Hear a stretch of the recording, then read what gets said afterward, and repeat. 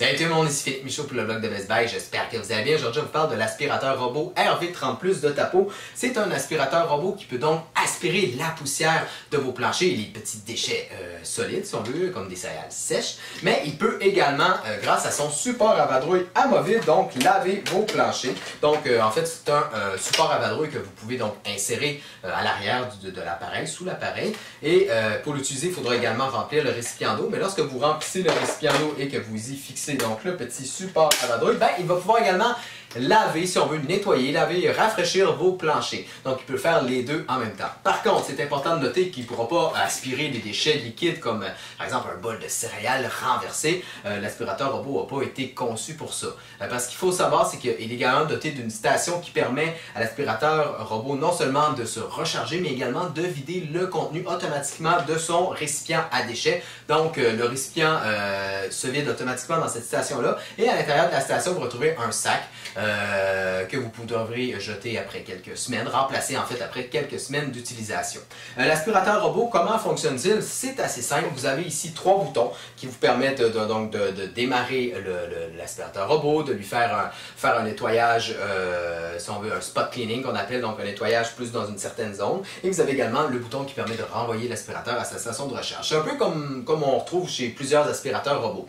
Par contre, il est également compatible avec une application. Et ce que j'aime de cette application-là, ben, c'est le système de cartographie, en fait. C'est parce que ce qu'il faut savoir, c'est que sur le dessus, il est doté d'un lidar, une sorte de radar, donc, qui permet à l'aspirateur de cartographier son environnement. Et il le fait assez rapidement. Il n'y a pas besoin de parcourir chaque petite pouce, un petit centimètre carré de votre environnement. Il le fait en seulement quelques minutes. En tout cas, ça a été le cas lors de mon utilisation de mon rez-de-chaussée de mon domicile. Après quelques minutes, il y avait une carte assez précise de mon rez-de-chaussée, de son environnement.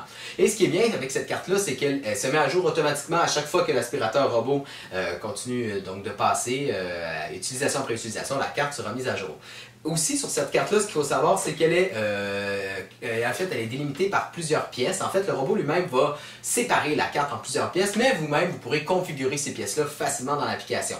Et grâce à cette cartographie-là, bien évidemment, vous pourrez commander à l'aspirateur robot de passer partout dans votre maison, mais il pourra également passer sur certaines pièces précises, par exemple votre cuisine. Aussi, l'application vous permet d'aspirer, en fait, d'envoyer l'aspirateur robot sur certaines zones, donc de créer vous-même des zones. Et vous pouvez même créer, si vous voulez, des murs virtuels ou si vous voulez des zones d'exclusion. Par exemple, si vous avez un endroit avec la litière ou beaucoup de fils électriques, ben, l'aspirateur robot ne sera pas obligé d'y aller. D'ailleurs, c'est un des points négatifs que j'aurais à souligner, c'est que l'aspirateur robot ne va pas détecter en fait les fils ou tout ça. Là. En tout cas, il va y avoir de la difficulté. Par exemple, on avait de longues pelotes de laine par terre et l'aspirateur robot sait emmêler son système de rotation aussi, en fait ses brosses, sait emmêler les brosses dans ces fils-là, dans ce fil-là qui traînait par terre. Donc, c'est un petit point négatif.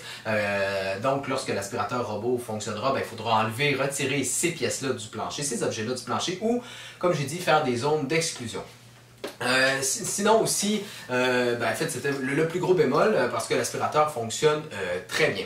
D'ailleurs, à qui s'adresse cet aspirateur-là? Ben, je dirais aux gens qui ont un domicile, ben, je dirais de moyenne ou grande taille parce que le système de cartographie est vraiment intelligent. Donc, si c'est les gens qui veulent avoir un nettoyage quotidien ou la partir plusieurs fois par semaine, mais qui ne veulent pas forcément que l'aspirateur robot est dans toutes les pièces. Par exemple, les familles qui ont des jeunes enfants et que c'est toujours en désordre dans les pièces, dans les chambres de leurs enfants, ben c'est quand même un aspirateur qui va convenir parce que ben, l'aspirateur ne sera pas obligé d'aller dans ces pièces-là et se prendre dans les jouets, aspirer par erreur certains objets importants qui seraient par terre. Donc, c'est parfait pour ces gens-là, ces familles-là. Pour les plus petites utilisations, ben, je le recommanderais aussi parce que le système de cartographie, comme je l'indique, est vraiment intelligent. Donc, il cartographie son environnement rapidement. Et donc, les gens qui ont des petits, par exemple, une petite copropriété, un petit logement, bien, ils vont quand même aimer la commodité et la facilité d'utilisation de cet aspirateur-là.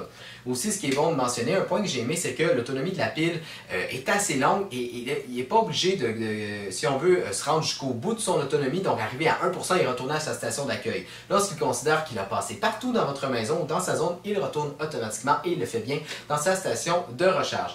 Bref, j'ai apprécié l'utilisation de cet aspirateur robot-là. Donc, je répète, le système de cartographie qui est très efficace et je dirais que c'est un des points forts parce que ça nous facilite vraiment la vie. Malheureusement, ben, il faudra enlever les objets par terre parce qu'il n'est pas doté de technologie permettant d'éviter ces objets-là. Mais bon, c'est un bémol qu'on retrouve chez plusieurs modèles d'aspirateurs robots. Alors voilà, c'est ce qui fait le tour de cette vidéo. Et puis comme toujours, si vous avez besoin de renseignements supplémentaires, je vous invite à lire ma critique complète sur le blog de Best Buy. C'était Philippe Michaud et je vous dis à la prochaine!